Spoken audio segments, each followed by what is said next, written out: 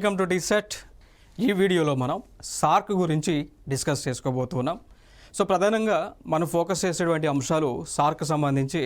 So సార్క్లో ఉన్నటువంటి దేశాలు ఏమేమి ఉన్నాయి, సార్క్ అనేటువంటి కూటమి ఎందుకు ఏర్పాటు అవ్వాల్సినటువంటి ఆవశ్యకత ఏర్పడింది, ఈ కూటమిలో ఉన్నటువంటి దేశాల మధ్య ఎటువంటి సహాయ కార్యక్రమాలు జరుగుతూ ఉన్నాయి, సో దానితో పాటు ఈ దేశాలకు సంబంధించి ఈ సార్క్లో ఉన్నటువంటి దేశాలు ఏవైతే ఉన్నాయో ఆ దేశాలకి ఉపయోగపడే విధంగా భారతదేశము తీసుకున్నటువంటి చర్యలు ఏంటి, భారతదేశము లాంచ్ చేసినటువంటి శాటిలైట్ ఏంటి అనేటువంటి అంశాలన్నీ కూడా ఈ వీడియోలో మనం డిస్కస్ చేసుకోబోతున్నాం.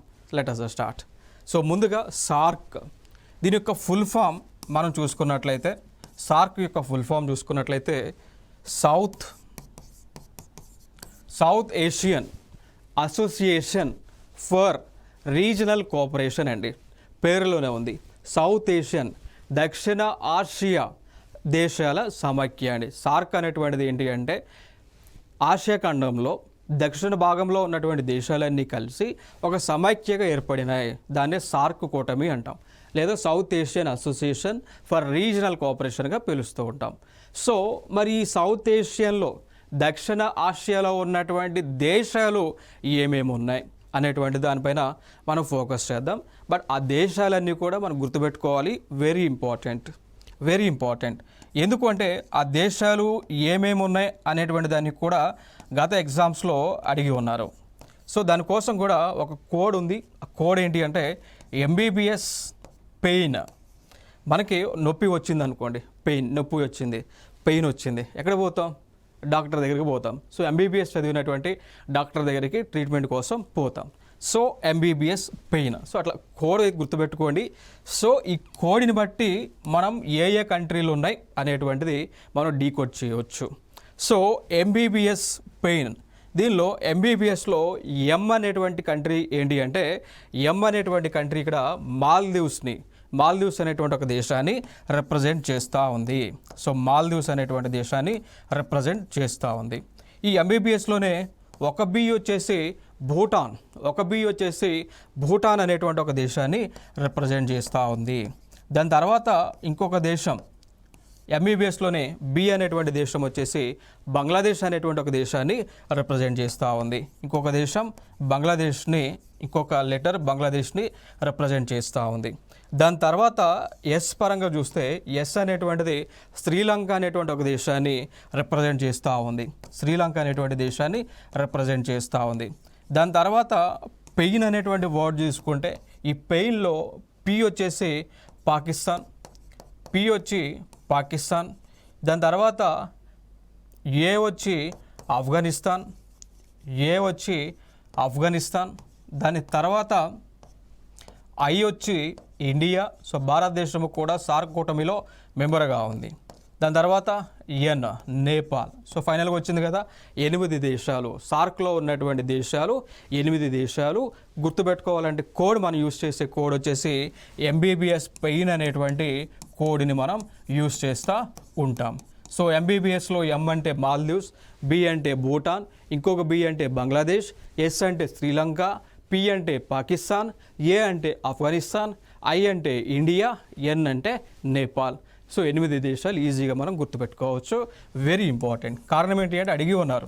సో సార్క్ కూటమిలో సభ్యులు గల దేశాలు ఏవేవి అని చెప్పేసి అడిగి ఉన్నారు. కొన్ని సందర్భాల్లో ఎన్ని దేశాలు ఉన్నాయి అనేటువంటి అంశాన్ని కూడా అడగటం జరిగింది. సో చూడవచ్చు ఇక్కడ. సో ఈ దేశాలన్నీ కూడా సార్క్లో ఉన్నటువంటి దేశాలు. సో మ్యాప్లో మనం చూసుకున్నట్లయితే ఈ దేశాలన్నీ కూడా సౌత్ ఏషియాని, సో దక్షిణ ఆసియా సమైక్యని రిప్రజెంట్ చేస్తూ ఉన్నాయి. ఇక్కడ చూస్తే మీరు ఇక్కడ ఆఫ్ఘనిస్తాన్ కానీ పాకిస్తాన్, ఇక్కడ ఇండియా, నేపాల్, భూటాన్, బంగ్లాదేశ్, శ్రీలంక లాంటి దేశాలు ఇక్కడ ఈ విధంగా అన్నీ కూడా, ఇక్కడ మాల్దీవ్స్ అనేటువంటి ఇంకొక దేశం కూడా, అన్నీ కూడా సౌత్ ఏషియన్ పార్ట్ని, దక్షిణ ఆసియా పార్ట్ని రిప్రజెంట్ చేస్తున్నటువంటి దేశాలు. ఇంకా దాని తర్వాత మనం చూసుకున్నట్లయితే మరి దీనికి సంబంధించి సార్క్ దేశాలకు సంబంధించి ఒక చార్టర్ అనేటువంటిది ఏర్పాటు చేసుకున్నారు. చార్టర్ అంటాం. సో సార్క్ దేశాలకు సంబంధించి ఒక చార్టర్ అనేటువంటి దాన్ని ఏర్పాటు చేసుకోవడం జరిగింది. మరి చార్టర్ అనేటువంటి దేనికి సంబంధించింది అంటే it is a set of guide lines. It is a set of guide lines. Charter is a set of guide lines. So ఇప్పుడు ఫర్ ఎగ్జాంపుల్గా తీసుకుంటే భారతదేశానికి రాజ్యాంగం అనేటువంటిది, భారతదేశానికి ఇండియన్ కాన్స్టిట్యూషన్ అనేటువంటిది ఏ విధంగా ఉంది, ఏ విధంగా సెట్ ఆఫ్ గైడ్ లైన్స్ అనేటువంటివి పరిపాలన కోసం యూజ్ చేస్తూ ఉన్నారు, అదే మాదిరిగా సార్క్ కూటమికి కూడా సార్క్ చార్టర్ అనేటువంటి దాన్ని రూపొందించుకున్నారు. సో సార్క్ చార్టర్లో ఏముంటాయి అంటే సార్క్ అనేటువంటి విధి విధానాలు ఏముంటాయి, సార్క్ అనేటువంటిది ఏ విధంగా వర్క్ చేయాల్సి ఉంటుంది, ఎవరు మెంబర్స్గా ఉంటారు, ఏ అంశాల మధ్య ఈ కోఆపరేషన్ అనేటువంటిది ఉండాలి అనేటువంటి అంశాలన్నీ కూడా సార్క్ చార్టర్లో పొందుపరచడం జరిగింది. సో దాని తర్వాత మనం చూసుకున్నట్లయితే ఈ సార్క్ చార్టర్ పైన ఈ ఒప్పందం లేదంటే సైన్ అనేటువంటిది చేసినటువంటి ప్లేస్ చూసుకుంటే బంగ్లాదేశ్లో ఉన్నటువంటి ఢాకా అండి. సో ఢాకా అనేటువంటిది బంగ్లాదేశ్ దేశంలో ఉన్నటువంటి ఒక ప్రాంతం. ఆ దేశానికి రాజధానికి కూడా మనం చెప్పుకోవచ్చు. ఆ దేశంలోనే ఈ సార్క్ చార్టర్ పైన ఈ దేశాలన్నీ కలిసి 8 దేశాలన్నీ కలిసి కూడా అగ్రిమెంట్ పైన సైన్ చేయడం జరిగింది. దాని తర్వాత చూసుకున్నట్లయితే 8 డిసెంబర్ 1985 నుంచి కూడా సార్క్ అనేటువంటిది ఏర్పాటై ఆవిర్భావంలోకి రావడం జరిగింది 8 డిసెంబర్ 1985 నుంచి. దాని తర్వాత సార్క్ యొక్క సెక్రటరేట్ మనం చూసుకున్నట్లయితే నేపాల్ దేశంలో కాఠ్మండు అనేటువంటి ఒక ప్లేస్లో ఏర్పాటు చేసుకున్నారు. So where is the head quarter, where is the secretariat for SAARC అన్నప్పుడు మనం గుర్తుపెట్టుకోవాల్సినటువంటి అంశాలు కాఠ్మండు నేపాల్ దేశంలో కాఠ్మండు అనేటువంటి ప్లేస్లో సార్క్ యొక్క హెడ్ క్వార్టర్ లేదంటే సార్క్ యొక్క సెక్రటరేట్ అనేటువంటిది ఉంది. దాని తర్వాత మనం చూసుకున్నటువంటి అంశం చూసుకుంటే ఈ దేశాలన్నీ కూడా 8 మెంబర్స్ కూడా ప్రస్తుతము సార్క్లో సభ్యులుగా ఉన్నటువంటి దేశాలు 8 కంట్రీస్. దాని తర్వాత సార్క్లో కొన్ని కంట్రీస్ అబ్జర్వర్ కంట్రీస్గా జాయిన్ అయినాయి. అవి దేశాలు చూస్తే 1 ఆస్ట్రేలియా, 2 చైనా, 3 యూరోపియన్ యూనియన్ ఐరోపా సమాఖ్య, 4 Iran, 5 Japan, 6 republic of Korea, 7 Mauritius, 8 Myanmar, 9 United states of America అండి. దీనికి డిఫరెన్స్ ఏంటి, ఈ దేశాలకు ఆ దేశాలకు డిఫరెన్స్ ఏంటి? ఇవేమో అఫీషియల్ మెంబర్స్ అండి. సార్క్ కూటమిలో అఫీషియల్గా ఉన్నటువంటి పర్మనెంట్ శాశ్వత సభ్యులు ఈ దేశాలు. ఆ దేశాలు సార్క్ సమావేశాలు జరిగినప్పుడు గెస్ట్ కంట్రీస్గా వీరు పాల్గొంటారు. సమావేశాల్లో వీరు ఖచ్చితంగా పాల్గొనాలి. ఈ 8 దేశాలు ఖచ్చితంగా సార్క్ సమిట్లో పాల్గొనాలి. వీరు పాల్గొనవచ్చు, పాల్గొనపోవచ్చు. సో డెసిషన్ అంతా కూడా వీరి పైన ఉంటుంది. బట్ వీరు గెస్ట్ కంట్రీస్గా సార్క్ సమావేశాలకి ఇన్వైట్ చేస్తూ ఉంటారు. అందుకే వారిని 9 అబ్జర్వర్ కంట్రీస్గా వీరిని డిక్లేర్ చేయడం జరిగింది. ఇంకొక అంశం మీరు గుర్తుపెట్టుకోవాల్సిన అంశం ఏంటి అంటే సార్క్లో ఇండియా మెంబర్గా ఉందా లేదా. సో సార్క్లో ఇండియా మెంబర్గా ఉంది, పర్మనెంట్ కంట్రీ అండి. ఎందుకు అంటే కొన్ని మనకి ఎగ్జామ్స్లో క్వశ్చన్స్ అడుగుతూ ఉన్నారు. which among the following countries are part of this group, which among the following countries is a part of that group. అంటే ఏ కంట్రీలు ఈ గ్రూప్లో ఉన్నాయి, ఏ కంట్రీలు ఆ గ్రూప్లో లేవు అనేటువంటి క్వశ్చన్స్ చాలా తరచుగా మనకి వస్తూ ఉన్నాయి. కాబట్టి మనం వీటిపైన ఫోకస్ చేయాలి. ఇప్పుడు ఫర్ ఎగ్జాంపుల్గా తీసుకుంటే ఆసియన్ కూటమి ఉంటుంది. దీనిలో ఇండియా లేదు అడిగి ఉన్నారు ఎగ్జామ్లో. సార్క్లో ఇండియా ఉంది అడిగి ఉన్నారు. దాని తర్వాత కొన్ని కూటమిలు ఉంటాయి. లైక్ ఫర్ ఎగ్జాంపుల్గా తీసుకుంటే న్యూక్లియర్ సప్లయర్స్ గ్రూప్ NSG అని, న్యూక్లియర్ సప్లయర్ గ్రూప్ NSG అని, missile technology control regime MTCR అంటాం. మిసైల్ టెక్నాలజీ కంట్రోల్ రిజైమ్ ఇదొక గ్రూప్ ఉంటుంది. దాని తర్వాత ఆస్ట్రేలియన్ గ్రూప్ అని ఉంటుంది. దాని తర్వాత వాజ్నర్ అగ్రిమెంట్ అని ఉంటుంది. సో వీటిల్లో ఇండియా ఉందా లేదని చెప్పి కూడా అడిగినటువంటి సందర్భాలు ఉన్నాయి. సో NSGలో ఇండియా మెంబర్గా లేదు, MTCRలో ఇండియా మెంబర్గా ఉంది, ఆస్ట్రేలియన్ గ్రూప్లో ఇండియా మెంబర్గా ఉంది, వాజ్నర్ అగ్రిమెంట్లో ఇండియా మెంబర్గా ఉంది. దాని తర్వాత తీసుకుంటే UNSC అంటాం, యునైటెడ్ నేషన్స్ సెక్యూరిటీ కౌన్సిల్, దీనిలో ఇండియా మెంబర్గా లేదు. సో అట్లా క్వశ్చన్స్ అయితే వస్తున్నాయి కాబట్టి ఆ క్వశ్చన్స్ మేరకు మన యొక్క ప్రిపరేషన్ అనేటువంటిది కంటిన్యూ చేయాల్సి ఉంటా ఉంది. సో దాని తర్వాత మనం చూసుకున్నట్లయితే మరి ఏరియా ఆఫ్ కోఆపరేషన్ మనం చూస్తే సో సార్క్ దేశాల మధ్య ఉన్నటువంటి సార్క్ దేశాల మధ్య ఉన్నటువంటి సహకారం, పరస్పర సహకారం అనేటువంటిది ఏ ఏ రంగాలపైన ఉంది అంటే, ఒకటి మానవ వనరుల అభివృద్ధి పైన, హ్యూమన్ రిసోర్సెస్ డెవలప్మెంట్ పైన. సో హ్యూమన్ రిసోర్సెస్ డెవలప్మెంట్ పైన ఈ దేశాలన్నీ కూడా లైక్ యాక్టివ్ ఏరియాస్ ఆఫ్ కోఆపరేషన్లో భాగంగా ఒకరికొకరు వర్క్ చేస్తూ ఉన్నారు. దాని తర్వాత పర్యాటకం అంటాం, టూరిజం పైన.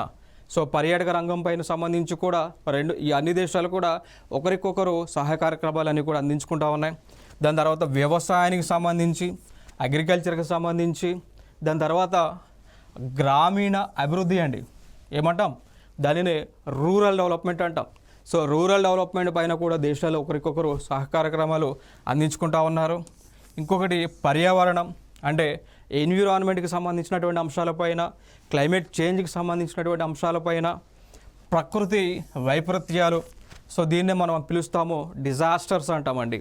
So man made disasters, natural disasters, మనిషి వలన సంభవించేటువంటి విపత్తులు, సహజంగా ప్రకృతి వలన సంభవించేటువంటి విపత్తులకు సంబంధించి సహాయ కార్యక్రమాలు అందించుకుంటూ ఉంటారు. దాని తర్వాత బయోటెక్నాలజీ అండి. సో మనం చూస్తూ ఉన్నాం ఇటీవల బయోటెక్నాలజీలో ఎన్నో ఆవిష్కరణలు జరుగుతూ ఉన్నాయి. ఫర్ ఎగ్జాంపుల్గా తీసుకుంటే క్లౌడ్ అని, ఫర్ ఎగ్జాంపుల్గా తీసుకుంటే క్లోనింగ్ టెక్నాలజీ పైన, సో క్లోనింగ్ టెక్నాలజీ పైన, జీన్ ఎడిటింగ్ పైన, జీన్ థెరపీ పైన. ఓకే, సో జీన్ ఎడిటింగ్ పైన, జీన్ థెరపీ పైన, క్లోనింగ్ పైన, టెస్ట్ ట్యూబ్స్ పైన, ఇన్ విట్రో ఫెర్టిలిటీ IVF అంటాం, IVF టెస్ట్ ట్యూబ్స్ అంటాం, in vitro fertility test tubes పైన, వీటిపైన అన్నిటి కూడా మనకి బయోటెక్నాలజీ పాయింట్ ఆఫ్ వ్యూలో రీసెర్చెస్ అనేటువంటివి జరుగుతూ ఉన్నాయి. సో వీటిపైన ఒక్కొక్క దేశం, సార్క్లో ఉన్నటువంటి దేశాలు ఒకరికొకరు టెక్నాలజీని ట్రాన్స్ఫర్ చేసుకునేటువంటి ఉద్దేశం వన్ ఆఫ్ ది పిల్లర్గా దీంట్లో పెట్టుకున్నారు. దాని తర్వాత చూసుకుంటే ఎకనామిక్, ట్రేడ్ అండ్ ఫినాన్స్ అండి, ఆర్థిక పరమైనటువంటి అంశాలపైన, వాణిజ్యపరమైనటువంటి అంశాలపైన, ఫినాన్స్ అండి. సో ఫినాన్స్ పరమైనటువంటి అంశాలపైన ఒకరికొకరు సహాయ కార్యక్రమాలు అనేటువంటి అందించుకునేటువంటి ఉద్దేశంతో వన్ ఆఫ్ ద పిల్లర్గా దీనిలో పెట్టారు. దాని తర్వాత సామాజిక వ్యవహారాలు, దీన్ని మనం పిలుస్తాము సోషల్ ఇష్యూస్ పైన, సోషల్ ఇష్యూస్ పైన అండి. ఇప్పుడు ఫర్ ఎగ్జాంపుల్గా తీసుకుంటే సోషల్ ఇష్యూస్ సంబంధించి ఎగ్జాంపుల్గా మనం చెప్పుకోవాల్సి వస్తే మనకి జీనోసైడ్ జరుగుతూ ఉంటాయి. సో జీనోసైడ్స్ అనేటువంటివి జరుగుతూ ఉంటాయి. దాని తర్వాత కొన్ని దేశాలలో ప్రజలలో ఈ యొక్క లైక్ జెండర్ డిస్పారిటీ అనేటువంటిది, సో జెండర్కి సంబంధించి అంశాలపైన, రేస్ జాతి పైన, కాస్ట్ కులము పైన, వారి యొక్క రంగు వర్ణము పైన, సో వీటిపైన ఈ అంశాలపైన వివిధ దేశాలలో ఈ యొక్క అట్రాసిటీస్ అనేటువంటి ఎక్కువగా జరుగుతూ ఉంటాయి. సో వాటికి సంబంధించి నిర్మూలించేటువంటి ఉద్దేశంతో వన్ ఆఫ్ ది పిల్లర్గా పెట్టుకోవడం జరిగింది బ్రిక్స్లో. ఇక దాని తర్వాత సమాచార మరియు పేదరిక నిర్మూలన అండి. సమాచారం అంటే కమ్యూనికేషన్ రంగానికి సంబంధించి, అదేవిధంగా పేదరిక నిర్మూలన, సో పావర్టీ ఎలివేషన్కి సంబంధించినటువంటి అంశాలపైన కూడా వీరి యొక్క ఏరియాస్ ఆఫ్ కోఆపరేషన్ అనేటువంటిది ఉంటా ఉన్నది. దాని తర్వాత ఎనర్జీ పైన, ఇంధనం పైన, వనరుల పైన, రవాణా పైన, సైన్స్ అండ్ టెక్నాలజీ సాంకేతిక పైన కూడా ఈ కోఆపరేషన్ సహకారం అనేటువంటిది ఉంటా ఉంది. దాని తర్వాత విద్య, ఎడ్యుకేషన్ పైన, భద్రత, సెక్యూరిటీ పైన, సంస్కృతి, కల్చర్ పైన మరియు ఇతర అంశాలపైన ఈ దేశాల మధ్య పరస్పరంగా ఒకరికొకరు సహాయ కార్యక్రమాలు అనేటువంటివి చేసుకుంటూ ఉంటారు. దాని తర్వాత మనం చూసుకున్నట్లయితే ఈ సార్క్కి సంబంధించి ఈ సార్క్లో ఉన్నటువంటి దేశాలు కలిసి కొంత ఫండ్ని ఏర్పాటు చేసే దాన్నే పిలుస్తాము సార్క్ డెవలప్మెంట్ ఫండ్ అంటామండి. దాన్ని ఏమని పిలుస్తాము అంటే సార్క్ డెవలప్మెంట్ ఫండ్. దీని యొక్క ముఖ్య ఉద్దేశం ఏంటి అంటే ఏ దేశాలైతే సార్క్ కూటమిలో సభ్యులుగా ఉన్నాయో ఆ దేశాలకు విపత్కరమైనటువంటి పరిస్థితులు సంభవించినటువంటి సమయంలో ఆ దేశాలకు ఈ ఫండ్ నుంచి వారికి సహాయ కార్యక్రమాలు అందిస్తాయి. ఫర్ ఎగ్జాంపుల్గా తీసుకుంటే ఇటీవల పాకిస్తాన్ అనేటువంటి ఒక దేశంలో పూర్తిగా ఫినాన్షియల్ క్రైసిస్ అనేటువంటిది వచ్చింది అండి. ఆర్థిక పరమైనటువంటి సంక్షోభం అనేటువంటిది ఆ దేశంలో వస్తే, ఆ దేశంలో తినటానికి ప్రజల దగ్గర కూడా డబ్బులు లేనటువంటి సిచ్యువేషన్ ఉంటే, ఉన్నటువంటి సమయంలో తినటానికి ఆహారం కూడా లేనటువంటి సిచ్యువేషన్ ఉన్నటువంటి సమయంలో బ్రిక్స్ కూటమి ఏర్పాటు చేసినటువంటి ఈ ఏదైతే ఫండ్ ఏదైతే ఉందో, సార్క్ డెవలప్మెంట్ ఫండ్ ఏదైతే ఉందో, దాని నుంచి ఈ పాకిస్తాన్ దేశానికి గ్రాంట్స్ అనేటువంటివి, సో గ్రాంట్ ఇన్ ఎయిడ్ అనేటువంటివి ఇవ్వటం జరిగింది. సో దీన్ని బట్టి మనం ఏ అర్థం చేసుకోవాలి, ఏ దేశంలో అయినా కానీ బెయిల్అవుట్ పరిస్థితులు, దివాళా తీసేటువంటి పరిస్థితులు ఉన్నటువంటి సమయంలో ఈ ఫండ్ నుంచి వారికి సహాయ కార్యక్రమాలను అందిస్తూ ఉన్నారు. సో దీనిలో డొనేషన్ ఇండియన్ గవర్నమెంట్ కూడా డొనేషన్ చేయటం జరిగింది అండి. దాని తర్వాత సార్క్ ఆర్బిట్రేషన్ కౌన్సిల్ అనేటువంటిది ఏర్పాటు చేసుకున్నారు.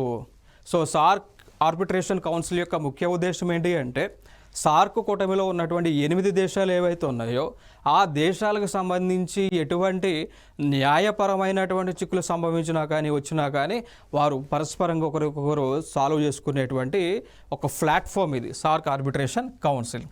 దాని తర్వాత సౌత్ ఏషియన్ యూనివర్సిటీని ఏర్పాటు చేసుకున్నారు. సౌత్ ఏషియన్ యూనివర్సిటీని వీరు ఏర్పాటు చేసుకోవటం జరిగింది అండి. ఓకే, సో ఈ సౌత్ ఏషియన్ యూనివర్సిటీ అనేటువంటిది ఏ దేశంలో ఉంటుంది? భారతదేశంలో ఉంటుంది. Very important. సో ఇండియాలో సౌత్ ఏషియన్ యూనివర్సిటీని న్యూఢిల్లీ వేదికగా, సో న్యూఢిల్లీలో ఏర్పాటు చేసుకోవడం జరిగింది. సో ఈ సౌత్ ఏషియన్ యూనివర్సిటీలు ఏం చేస్తారు అంటే, ఈ సార్క్ దేశాలకి చెందినటువంటి స్టూడెంట్స్ ఎవరైతే ఉన్నారో వారికి ఈ యూనివర్సిటీలో సీట్లను కేటాయిస్తారు. ఈ యూనివర్సిటీలో వాళ్ళకి ఎడ్యుకేషన్ని ప్రొవైడ్ చేస్తారు. సో ఇదొక ఇంపార్టెంట్ అంశం.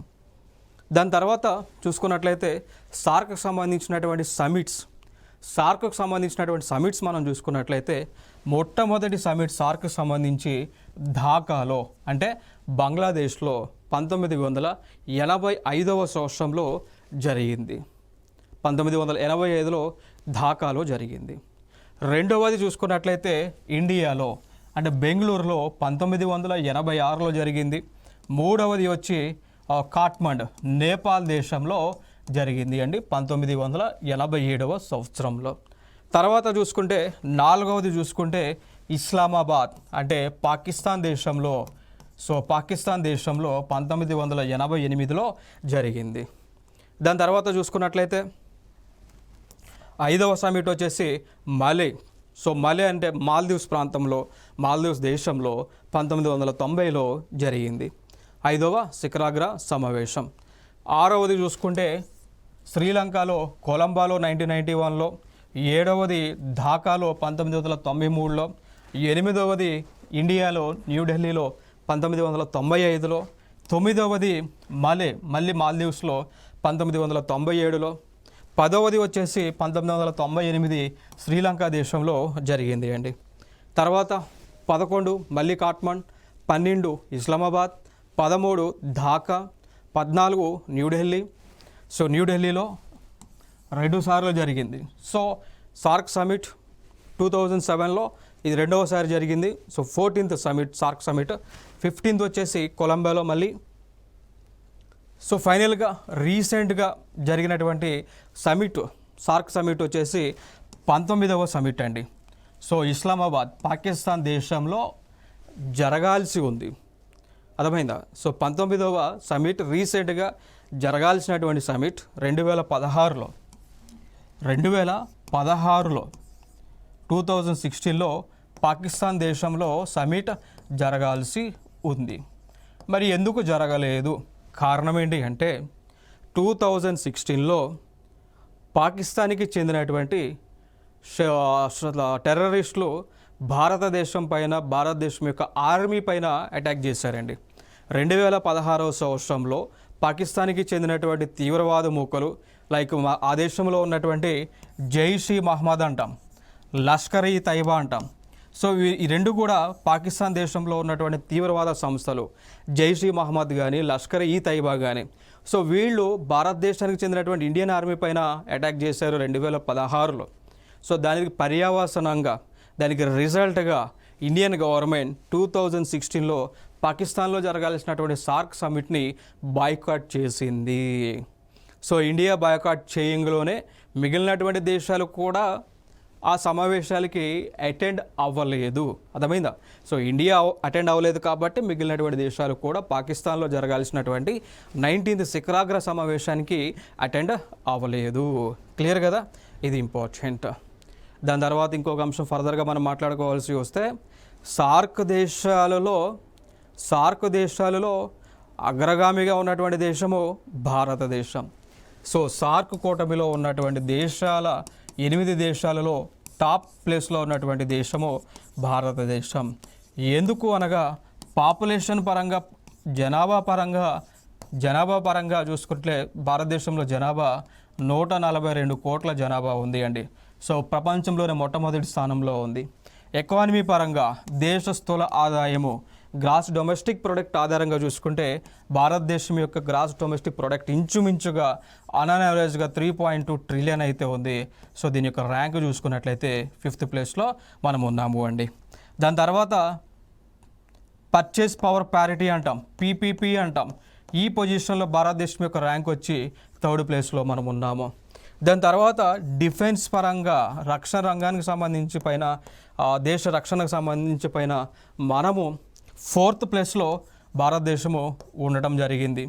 దాని తర్వాత వ్యవసాయ ఉత్పత్తులలో అగ్రికల్చర్ ప్రొడక్టివిటీలో భాగంగా చూసుకుంటే మనము కొన్ని ప్లేసెస్లో 1st ప్లేస్లో ఉన్నాం, కొన్ని అంశాలలో మనం 2nd ప్లేస్లో ఉండటం జరిగింది అండి. ఓకే, సో ఇంత క్యారెక్టరిస్టిక్స్ ఉన్న ఈ స్పెసిఫికేషన్స్ ఉన్నటువంటి భారతదేశము సార్క్లోనే అగ్రగామిగా ఉన్నటువంటి అంశం మనకు కనిపిస్తూ ఉన్నది.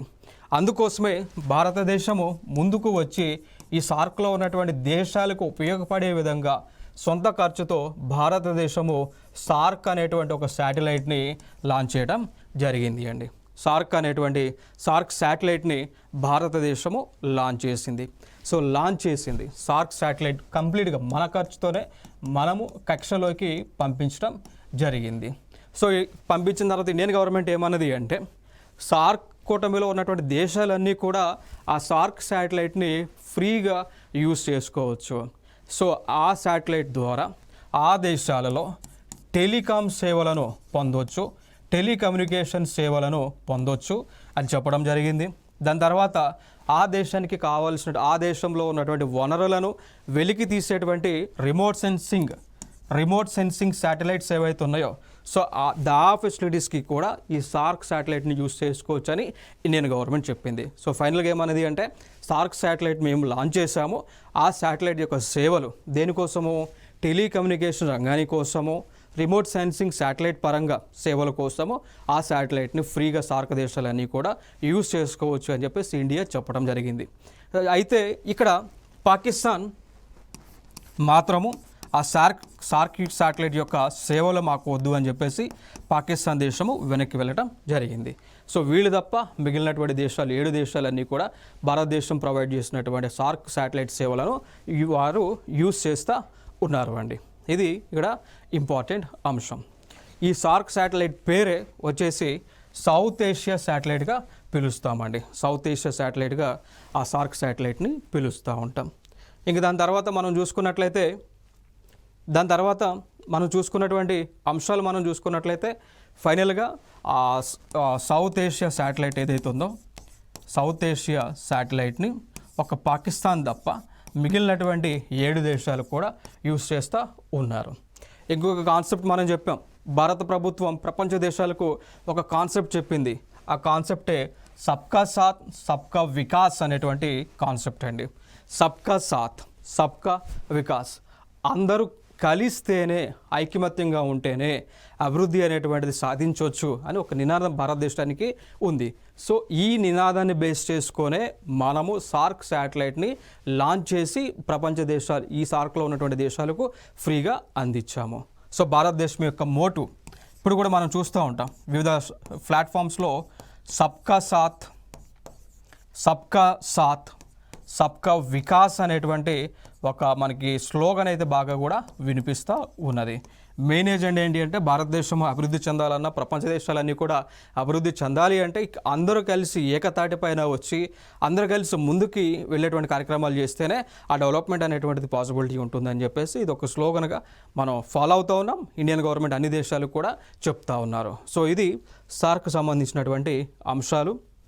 ఇక దాని తర్వాత మనం మాట్లాడుకోవాల్సి వస్తే ఈ సార్క్ శాటిలైట్ వల్ల మనకి ఈ రీజియన్లో ఓవరాల్ డెవలప్మెంట్ అనేటువంటిది పాసిబిలిటీ అవుతుంది. దాని తర్వాత ఈ సార్క్ శాటిలైట్ వల్లనే మనకి రిసోర్సెస్ అనేటువంటి ఏవైతే ఉన్నాయో, వనరులు ఏవైతే ఉన్నాయో, సో సహజ వనరులు ఏవైతే ఉన్నాయో వాటిని వెలికి తీయడానికి కూడా ఈ శాటిలైట్ అనేటువంటిది ఉపయోగపడుతూ ఉంది అని చెప్పేసి మన భారత ప్రభుత్వం చెప్తా ఉన్నది అండి. ఓకే, దాని తర్వాత ఇంకొక అంశం మనం ఏం చేసాము అంటే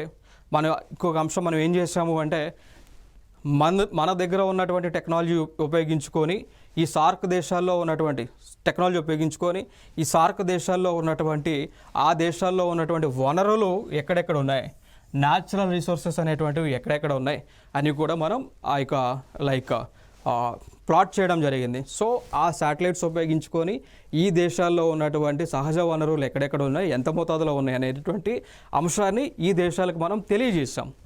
దాని తర్వాత టెలిమెడిసిన్ అందిస్తూ ఉన్నాము, ఎడ్యుకేషన్ అందిస్తూ ఉన్నాము, ఐటీ కనెక్టివిటీ అందిస్తూ ఉన్నాము, పీపుల్ టు పీపుల్ కనెక్టివిటీ అనేటువంటిది మనం అందించడం జరుగుతూ ఉంది. సో ఇది ఇంపార్టెంట్గా సార్ గురించి మనం మాట్లాడుకోవాల్సినటువంటి అంశాలు అండి. సో ప్రధానంగా మనం ఫోకస్ చేయాల్సినటువంటి అంశాలు ఏంటి అంటే భారత ప్రభుత్వము సార్క్ దేశాలకు అందించినటువంటి శాటిలైట్ దాని గురించి మనం తెలుసుకోవాలి. సౌత్ ఏషియన్ శాటిలైట్ అని పిలుస్తూ ఉంటాం. దాని తర్వాత సార్క్ సంబంధించినటువంటి రీసెంట్ సమిట్స్ ఎప్పుడు జరిగినాయి. సో రీసెంట్ సమిట్ అంటే 2016లో పాకిస్తాన్లో జరగాల్సి ఉంది కానీ జరగలేదు. దానికి గల కారణాలు ఏంటి అంటే పాకిస్తాన్ దేశానికి చెందినటువంటి లష్కర్ ఈ తైబా, జైష్ ఈ మహమ్మద్ అనేటువంటి టెర్రరిస్ట్ గ్రూప్స్ భారతదేశం పైన, ఇండియన్ ఆర్మీ పైన అటాక్ చేసింది. సో దాని వలన భారతదేశము ఆ సార్క్ సమిట్కి బహిష్కరించింది. సో అక్కడి నుంచి కూడా 2016 నుంచి కూడా ఇంకా భారతదేశంలో కదా ఎక్కడ కూడా సార్క్ సంబంధించినటువంటి సమిట్స్ అయితే ప్రస్తుతం అయితే జరగలేదు. బట్ ఫర్దర్గా సమిట్స్ జరగపోయినప్పటికీ కూడా ఈ సార్క్లో ఉన్నటువంటి దేశాల మధ్య ఆ కోఆపరేషన్ అనేటువంటిది స్టిల్ ఇప్పటికీ కూడా ఆ పరంపర అనేటువంటిది ఇప్పటికీ కూడా నడుస్తూ ఉంది. దానిలో భాగంగానే మనం మాట్లాడుకోవాల్సి వస్తే ఆఫ్ఘనిస్తాన్ అనేటువంటి ఒక దేశంలో మనము ఆ దేశానికి పార్లమెంటుని మనము కన్స్ట్రక్ట్ చేయడం జరిగింది అండి. సో సార్క్ కూటమిలో ఏదైతే మనం ఏరియాస్ ఆఫ్ కోఆపరేషన్గా పిల్లర్స్ పెట్టుకున్నామో దానిలో భాగంగా ఆఫ్ఘనిస్తాన్ అనేటువంటి ఒక దేశంలో ఆ దేశానికి పార్లమెంట్ని మనం కట్టించి ఫ్రీగా ఇచ్చాం. దాంతోపాటు ఆ దేశంలో మనము ఆఫ్ఘనిస్తాన్ దేశంలో స్కూల్స్ని డెవలప్ చేశాము. దాంతోపాటు డయాగ్నోస్టిక్స్ ల్యాబ్స్ని కూడా ఆ దేశంలో మనం నిర్మించడం జరిగింది. దాంతోపాటు నేపాల్ దేశానికి కూడా మనం ఏం చేసాము అంటే ఈ ఏరియాస్ ఆఫ్ కోఆపరేషన్లో భాగంగా ఆ దేశంలో మనం రోడ్స్ని వేసామండి. నేపాల్ దేశంలో రోడ్స్ని వేసాము, ఆ దేశంలోనే స్కూల్స్ని కన్స్ట్రక్ట్ చేశాము. ఓల్డ్ ఏజ్ హోమ్స్ని ఆ దేశంలో నేపాల్లో ఓల్డ్ ఏజ్ హోమ్స్ని మనమే కన్స్ట్రక్ట్ చేశాము. దాంతోపాటు ఆ దేశానికి కావాల్సినటువంటి ఎలక్ట్రిసిటీని కూడా, విద్యుత్ని కూడా మనము సార్క్లో ఉన్నటువంటి అగ్రిమెంట్ ప్రకారం ఆ దేశానికి అందిస్తూ ఉన్నాము అండి. సో ఇవన్నీ కూడా మనం తెలుసుకోవాల్సినటువంటి అంశాలు. సో ఇవి సార్క్ సంబంధించినటువంటి అంశాలు. సో నెక్స్ట్ వీడియోలో సరికొత్త అంశాలతో మీ ముందుకు రావడం జరుగుతుంది. Thank you so much.